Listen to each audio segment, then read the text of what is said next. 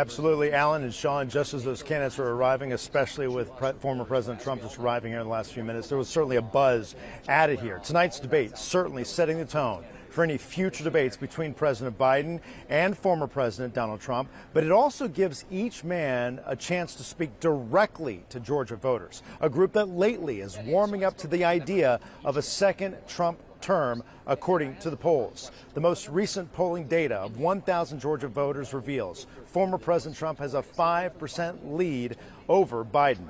Independent presidential candidate Robert F. Kennedy Jr. received 9% of the vote. But the number that both Biden and Trump will more than likely pay attention to is 8.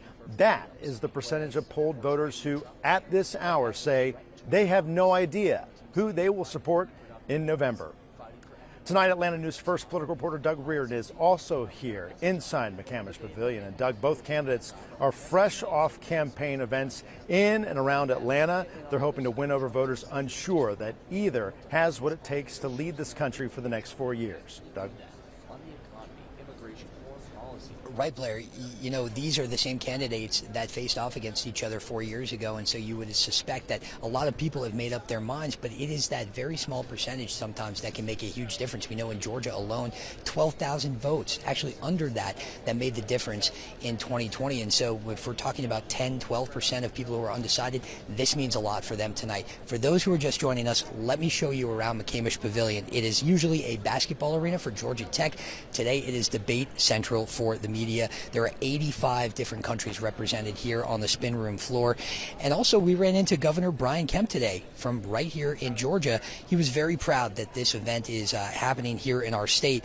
And again, we asked him, he has had at times, to say the least, a very difficult relationship with the Trump administration when they were in office, with candidate Trump now over the last couple of months. And so we had asked him, you know, what would you want to hear out of the former president tonight that would put you at ease?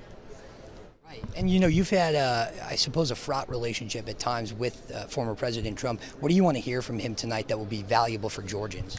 Yeah, well, look, you know, the former president's been mad at me at times. I'm not mad at him, but I think it's a great opportunity for him tonight to really post up against Joe Biden's record. He's got to be disciplined, and I'm sure Joe Biden's going to try to pull him into the pass and, you know, get under his skin. And I just think he's got to be forward thinking and tell people what he's for and why they should vote for him. Yeah, keep it simple, essentially, is what he was saying. And, you know, Blair, we are now just a couple months out from the presidential election. Some states will start their early voting process well before that, even a month before that in some states. And so this is the earliest debate in U.S. presidential history. And there was a reason for that. The campaigns were not shy about it. They said we have to start messaging well before September when some of these debates are typically held. They just cannot hold on that long to try and get their points across to voters. And so that is why they circumvented a commission that is set up for presidential debates just to do this early and just to do it here in Georgia, Blair.